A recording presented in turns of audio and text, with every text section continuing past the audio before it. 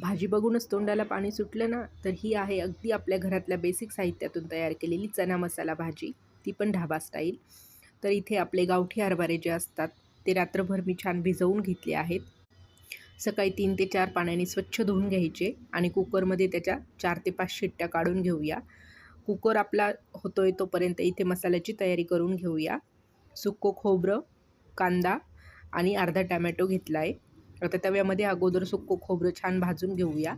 मसाले भाजताना ते खूप करपवायचे नाही, नाहीतर भाजी खाताना वेगळीच लागते त्याची टेस्ट, जळकट अशी. सुकं खोबरं छान भाजून घेतलं. आता त्याच तव्यावर परत कांदा आणि टोमॅटो छानपैकी असा भाजून घेऊया.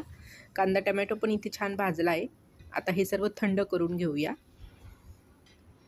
थंड केल्यानंतर त्यामध्ये लसणाच्या 7-8 पाकळ्या, थोडंसं आलं, कोथिंबीर, कढीपत्ता आणि हे आपले भाजलेले सर्व मसाले मिक्सरमध्ये छान वाटून घेऊया.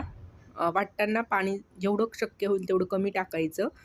त्याचं कारण असं आहे की जर जास्त पाणी टाकलं तर मसाला भाजताना तो उडतो अंगावर. त्यामुळे जेवढं कमीत कमी पाणी टाकून वाटता येईल तेवढं कमीत कमी पाणी टाकून वाटायचं.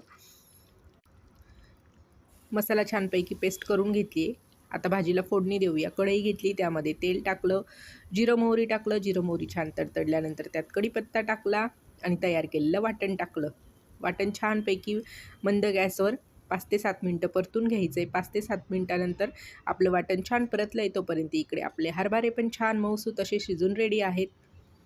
वाटण छान परतलं. आता त्यामध्ये अगदी आपले घरातलेच बेसिक मसाले टाकूया. हळद, लाल तिखट, घरगुती काळा मसाला, हिंग आणि धना पावडर.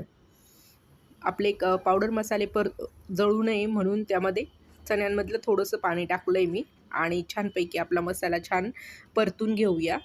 मसाला पण इथे छान परतून रेडी झाला आहे. आता उकडून घेतलेले चणे त्यामध्ये टाकून देऊया. जेवढं तुम्हाला भाजी घट्ट पातळ पाहिजे तेवढं पाणी तुम्ही टाकू शकतात. वरून पाणी ओतणार असेल तर ते गरम होता म्हणजे भाजीची चव जाणार नाही. आता जेवढं पाणी मला इथे पाहिजे होतं तेवढं मी टाकून घेतलं. आता छानपैकी भाजीला मंद गॅसवर 5 ते 10 मिनटासाठी छान अशी उकळी काढून घेऊया. चवीनुसार मीठ टाकूया. 5 ते 10 मिनटानंतर तुम्ही बघू शकता भाजीला किती छान अशी तर्री आलेली आहे आणि तयार झाली आपली चण्या मसाल्याची सिंपल अशी भाजी. ही तुम्ही भाजी भाकरीसोबत, पोळीसोबत, भातासोबत, फुलक्यासोबत, पुरीसोबतसुद्धा खाऊ शकतात. खूप छान टेस्टी लागते. एकदा नक्की करून बघा.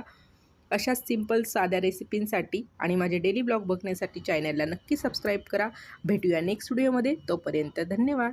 तोपर्यंत बाय.